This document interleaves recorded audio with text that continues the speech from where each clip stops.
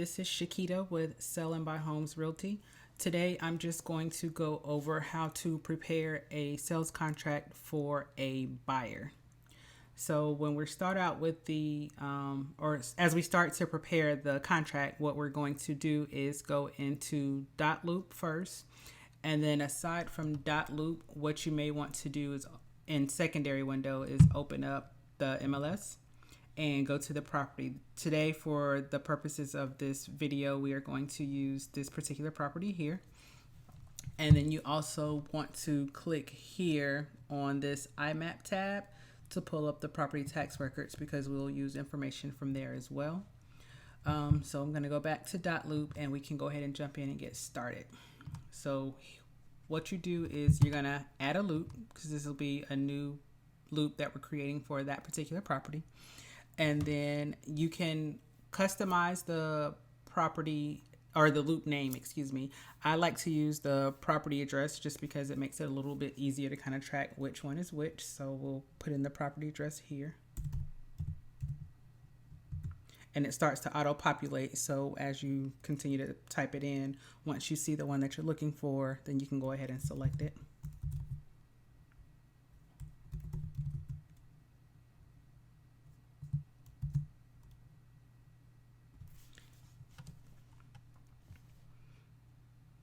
Okay, so this is the property here, so we can go ahead and select that one and hit continue. And then this particular one, we're working with a residential buyer, so we select residential buyer here and continue. If you want to save like the first photo here and save it to your computer and upload it, you can. You don't have to. You can just hit done and it'll create the loop.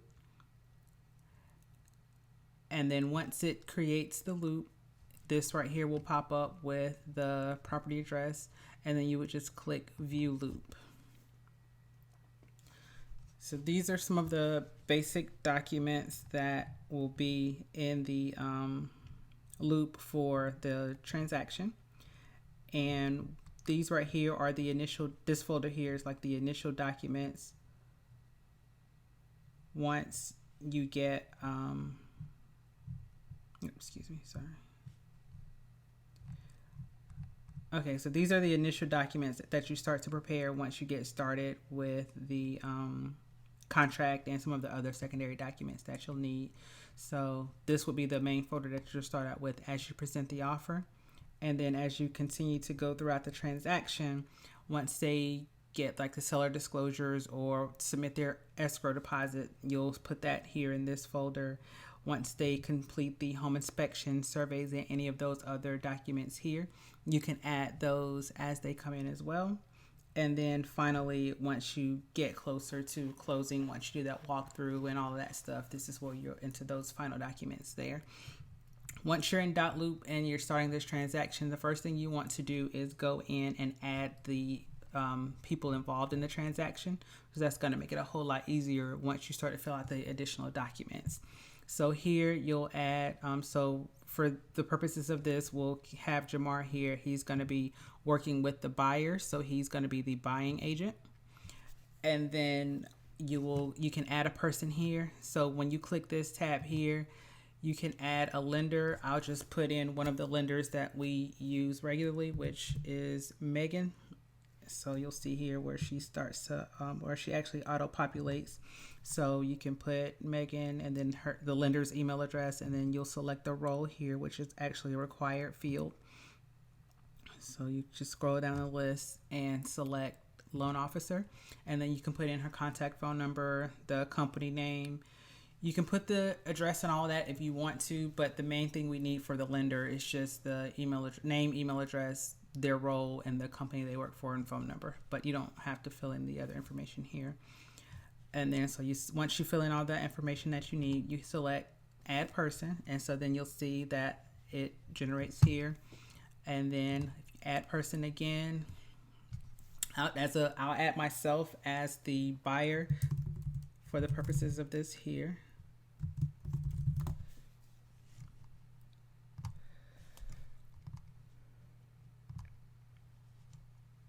So then you select add person, and then you'll see my information here. And then you also want to add the title company information. So again, this is another one. Well, I'll use one of the title companies that we already have in here, which is Golden Rule Title.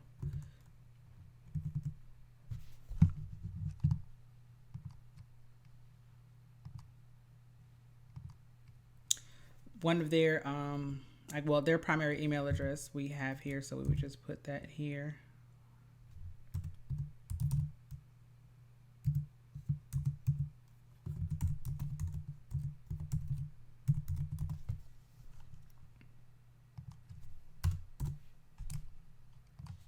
And then you'll select escrow or title company. Now for the title company, you will want to fill in all of their information so that it's on the contract. It just makes it a lot easier. And then also your buyers will have that information because they'll need to contact the title company to get the information for sending in their escrow deposit. So it makes it easier for them to have that stuff handy.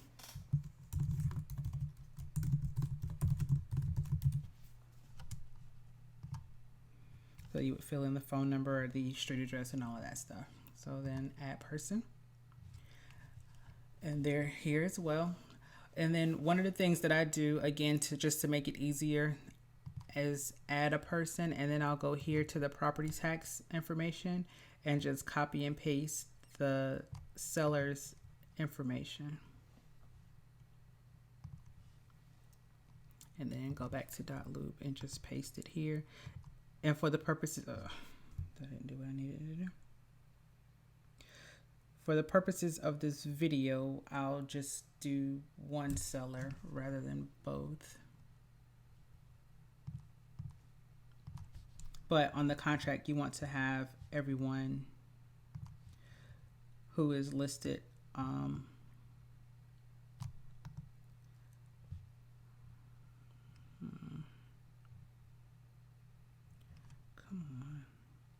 Okay, so this computer isn't doing what I need it to do, so I'll just type it in.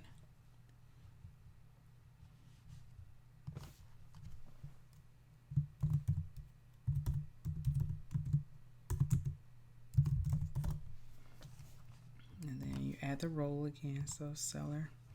We won't, as the buyer's agent, unless you're working both sides of it, you won't have the seller's information, but that's fine. You just at least want to put in their name. So once you have all of your people listed here, all of your buyers, all of your sellers, your loan officer, your title company, and some agents work with transaction coordinators and they want you to copy them on all of the communications, so you can put the transaction coordinator in here as well.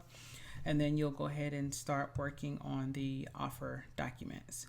So what I like to do is, because we haven't gotten here yet, if you just click on the name of these folders, it'll close them to get them out of your way. So you'll just have the folders that you're actually working with open. We'll start here with the actual contract. And again, once you go in and fill in this information here with the people, it starts to auto-populate when you select the when you start to fill in the documents. So it gives you that information. You don't have to go in and type it in all over again. And then for the tax ID number, you can go back to the property tax records. And you can just copy and paste that as well.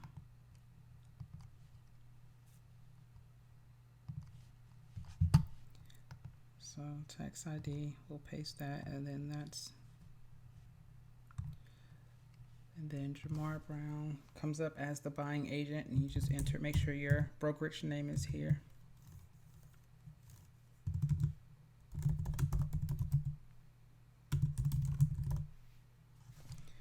And then let's say for this particular home, it's listed at $220. Let's say we'll go in at a full price offer, so we're going to offer $220. So purchase price here, you'll put $220.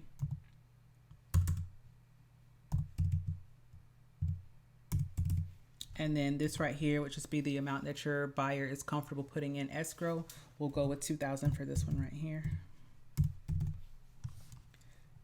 And then this is the listing agent's information here. Just make sure their name is in here and their brokerage as well. And then for the closing date, we'll go for 30 days on the closing. So well, since the 30 days is on the 11th, we'll do the 12th. And that's one of the things you want to talk to the lender about, just to make sure that they can close it in the 30 days, or if they'll need more time, so that you don't have to worry about doing extensions, you can get it done. And then sometimes if you have a lender that can tell you they can close sooner, I normally will do 30 to 35 days and just put on or before that particular date. So then you go on, just here you can type in on or before. And then buyer information here. Offer expiration date, depending on how late in the day it is, that kind of determines how much time I'll give, or if it's the weekend or something like that. So here we're in the evening on Thursday, so we'll just go 2 days out on the offer expiration date to hopefully get a quicker response. For the legal description here, again, I resort back to the property records and just go here for the legal description and copy and paste.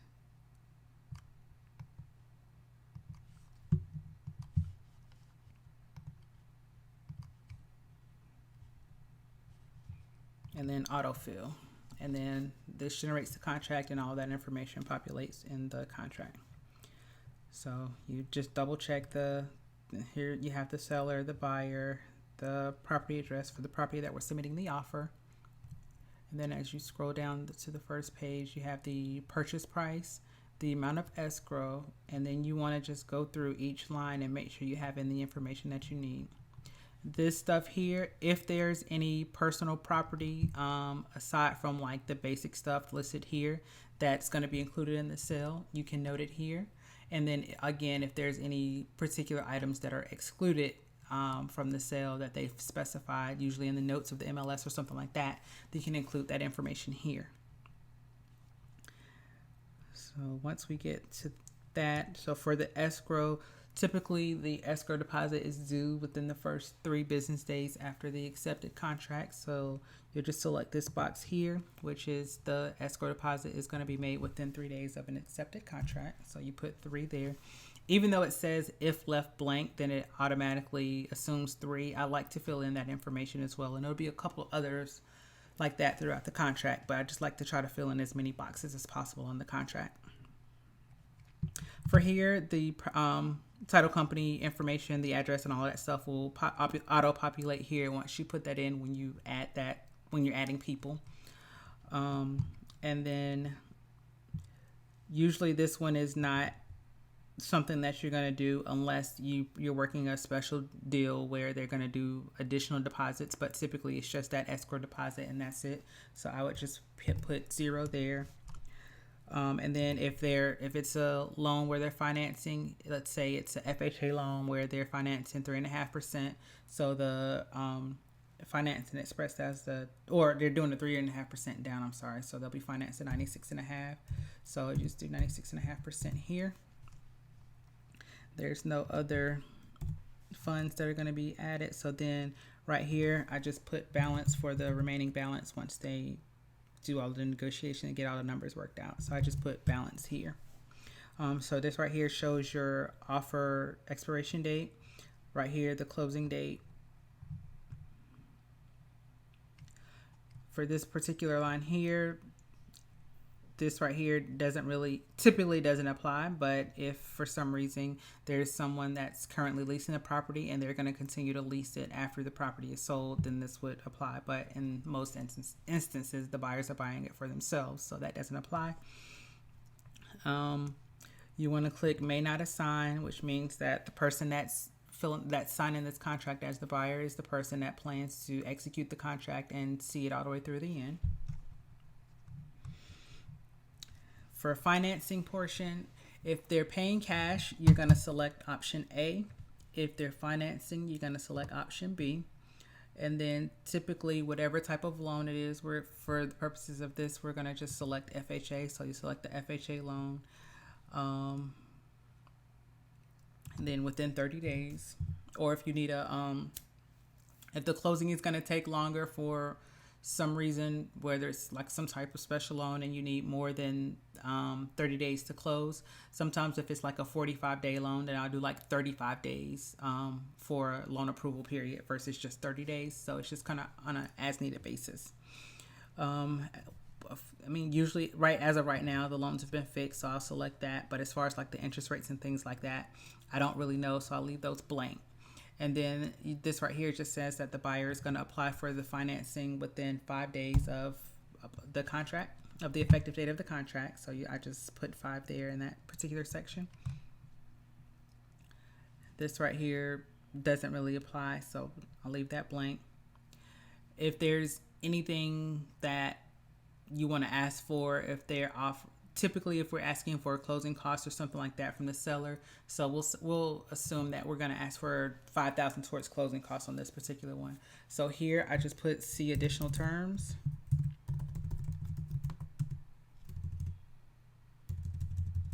Excuse me, I'm gonna type in. And then we'll put that in on the last page where there's the additional terms section. I'm here for the cost to be paid by the buyer. I like to put the brokerage transaction fee here. So I just put sell and buy homes transaction fee.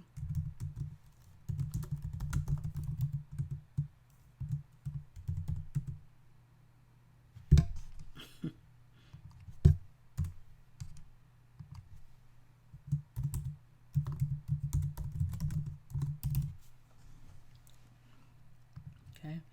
And then this right here just says that they'll get the title insurance 15 days prior to closing, and this is something that is sent from the title company, so you'll have that information, have a chance to the buyer will have a chance to review that if needed.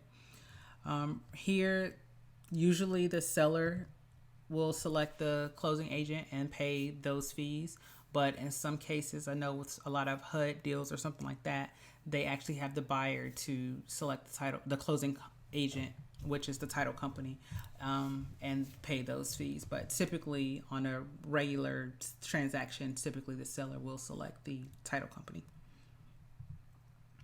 We're not in this county. The property is not in this county, so that doesn't apply.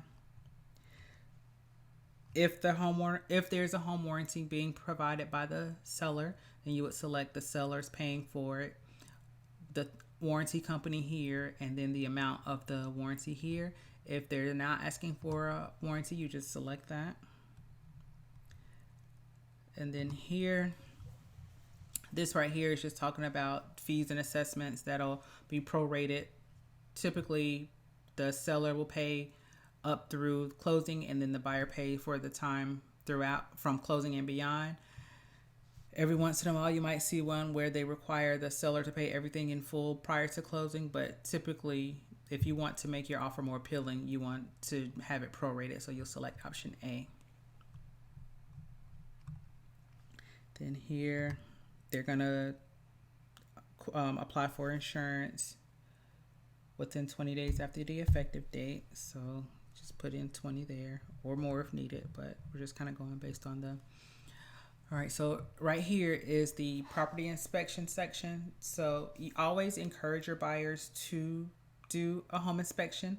It is optional. They don't have to, because it is an upfront cost that some people don't really care to accrue, but it's better to pay, a few $100 in the beginning to make sure that everything is how it needs to be, versus taking that chance to save the money, but down the line you purchase the house and you run into all kinds of issues. So definitely encourage your buyers to do a home inspection on the property.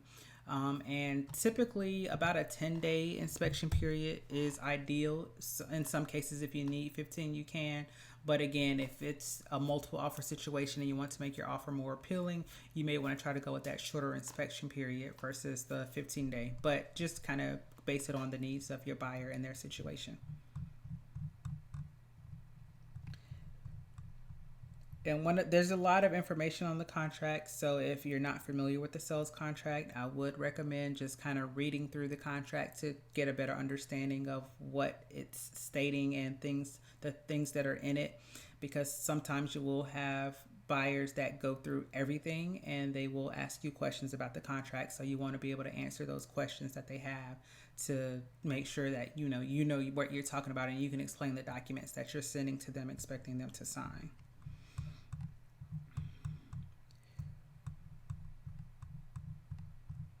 And again, we're just scrolling through. So here, this is towards the end. This is the additional terms section where I said, and for the purposes of this video, we're going to ask for $5,000 in closing costs. So in that section where it said cost to be paid by seller, then we'll just go here and add this note and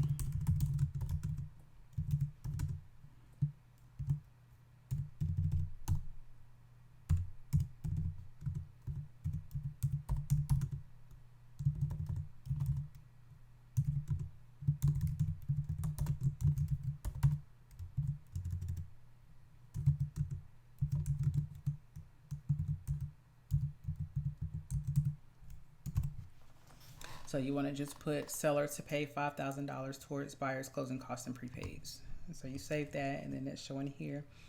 On this particular property, this house was built in 1962. So you're going to need a lead-based paint rider. So we'll select that.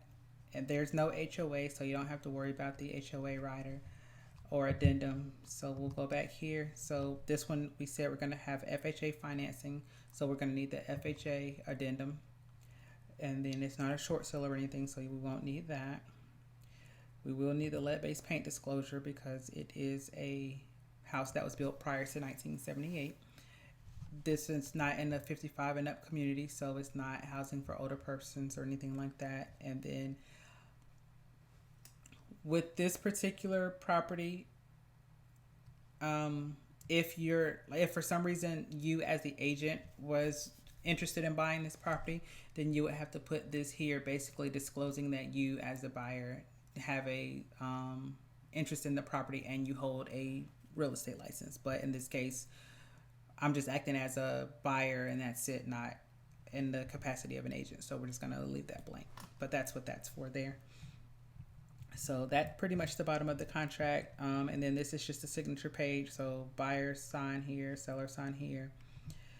And then it has to make sure the brokerage, the listing or your name and the brokerage, and then the listing agent and their brokerage is there. And that's the last page of the contract. So you can save it. If you hit save and share, it would share it with your buyer right away. But you don't want to do that because you don't want to send them a bunch of different emails having them sign all these different things. It can become confusing. So you just want to save it, and it'll save everything that you put in, and then you return to your loop and you can move on to the next document that you want to fill out so that you can send everything to them all at once. So for this particular one here, once they send you their pre-approval letter from their lender, you will upload that here. The property tax records, you want to upload that. So what you'll do is just, you can save it as a PDF here. And then once you save it as a PDF, it'll of course save to your computer, and then you will just click here. Well, you can add the file, and then, well, on this one, you'll look it up and then pull it up, and then it'll upload it here into Dotloop directly. And you want to have them to sign the wire fraud prevention. So this right here just kind of gives them some of the precautionary measures to take when wiring funds, because there is so much wire fraud out there. So just kind of make sure they're covered and you're covered, that you did, notify them and let them know to make sure that they're not getting any bogus information and having someone that's not associated with the transaction to send money to. So here you fill in the brokerage name.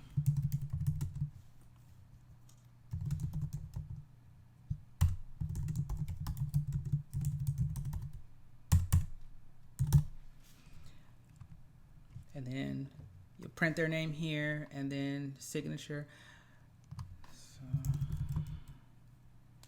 So you start typing it and it'll start to auto-populate. You can just select it and then assign it. So that will be assigned to me as the buyer. If you're working with a seller, then of course it will be the seller information. So that's why it says buyer seller. But in this instance, it's just me as the buyer. So it would just be my information on here. So again, you save that. Go back out, and then you just kind of go down the line through each one. One of the other forms that are in here is the buyer transaction fee. So this right here is a fee that is charged to the buyer if you so choose. Either way, you're going to be charged this fee by the brokerage, so you can pass that fee on to your client, or you can decide not to. If you don't charge it to the client, you will still be charged this fee. So it's kind of at your discretion, and how, if you want to waive that fee for your customer, that is fine. But again, you as the agent will be charged the $199 transaction fee. If you would like to, if you're working with a customer and you feel like, because of how the process is going, or you've looked at 50 houses and they are undecisive and all of that stuff, and you want to charge a higher transaction fee, that is on you. It's up to you if you want to, pass that on to the customer. But for the brokerage, the $199 fee is what you'll be paying. So you'll just put your name here, the property address will show here, and then the buyer will just sign here.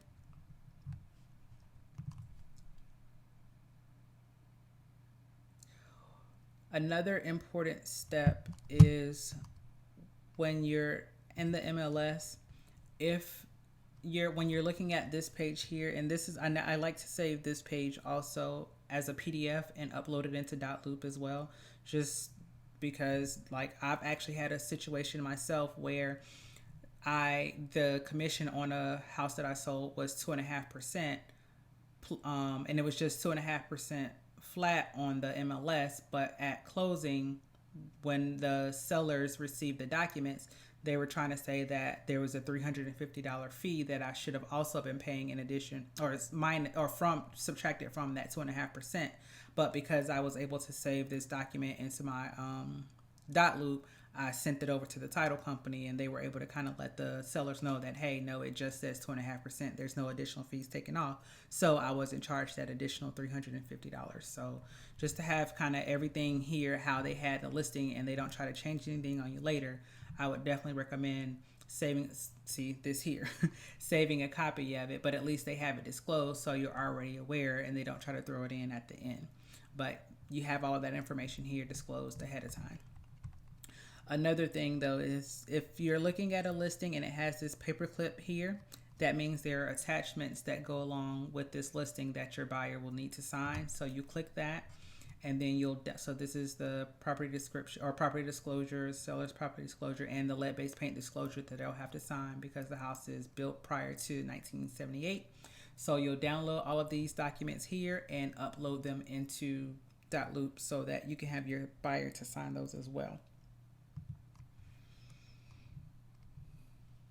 So once you do that, you'll go back to .loop. This is, if you have to do the lead-based paint disclosure, it's just the disclosure that's in the attachments that requires the signatures. But you want to also, what I like to do is add the pamphlet, because this tells your buyer about the lead-based paint. And what I'll do is add initials and just select that there and have the buyer to initial that they did receive that from you.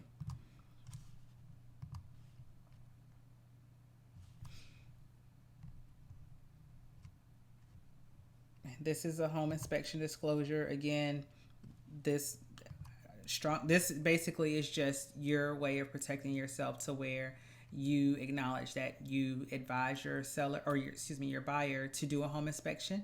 If they choose not to, that's on them, but you did let them know that you recommended, and they could be liable for anything that happen, and they can't hold you accountable, basically. So here you would just put the brokerage.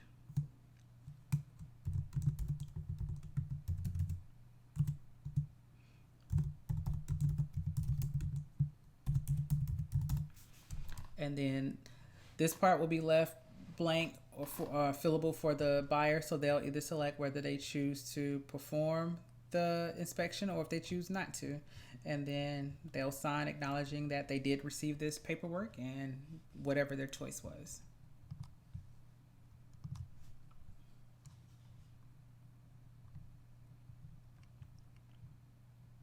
And this is the FHA addendum that we will need to use, because again, this one was a FHA loan. So remember, all of the information that we put in earlier is auto populate. So all you do is hit autofill and that information is put in here. For the FHA addendum, the house will basically have to appraise. So there's already an appraisal contingency in here. So with FHA, you don't have to do an additional appraisal contingency, because if it won't appraise, then FHA won't cover the loan. So your buyer will have the opportunity to walk away if the house doesn't appraise, unless they so choose to pay the difference. But FHA is only going to pay the amount that the loan is approved, or that the appraisal comes in at. If it's over, great, but if it's under, they won't pay that difference. Typically here, these are just some additional fees that sometimes an appraisal report can require some repairs to be done before they'll give the final appraisal appraised value. So I normally just put $500 here for additional appraisal repairs, and then you check here because this is an FHA loan. And then we submitted our offer for $220, so the house needs to appraise for at least $220. But it'll be whatever. So if we would have submitted the offer for $215, then the house would just need to appraise for the $215. So whatever your offer amount is, that's the amount that you're wanting the house to appraise for. And then here where it says fees and prepayments, since we did ask for $5,000 in closing costs, I'll just put $5,000 right here. If we didn't ask for any closing costs, then I would just not put anything here. If this was a VA loan, then you would leave this part blank and just select the VA loan. Again, VA loan is another one that has the appraisal contingency automatically in there, so you don't have to do an additional appraisal contingency. It's the conventional loans or non-conforming loans that don't have the the appraisal contingency. So if your buyer is worried about the appraised value of the house and that being kind of a make it or break it thing for them, then you want to add that additional addendum in there for them. And then again, you'll sign and you'll send it to your buyer for them to sign. And actually the listing agent and their seller will sign, but that's not on you, that's on them.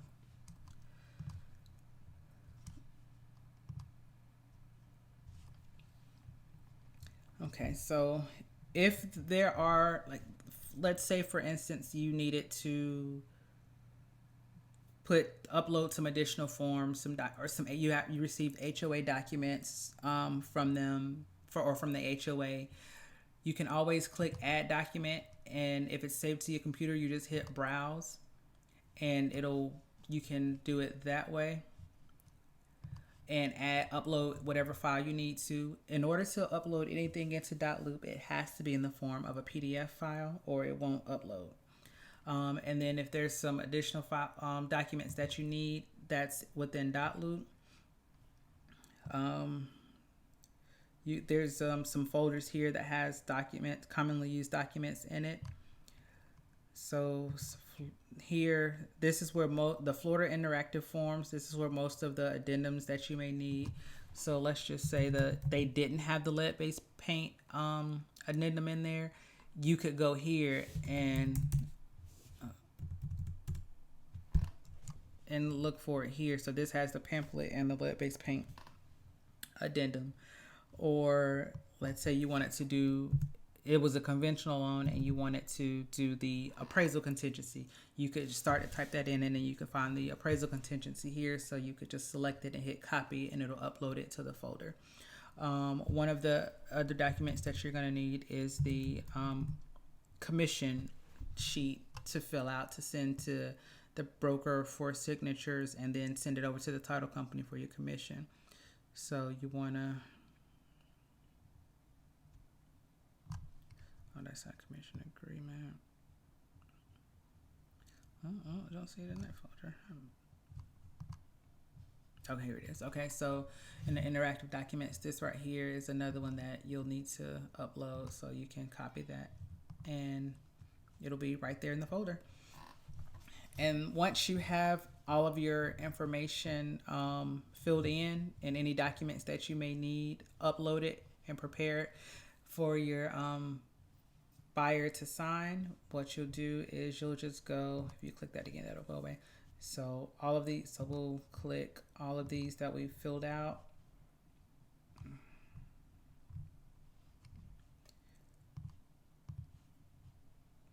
And then You'll hit share,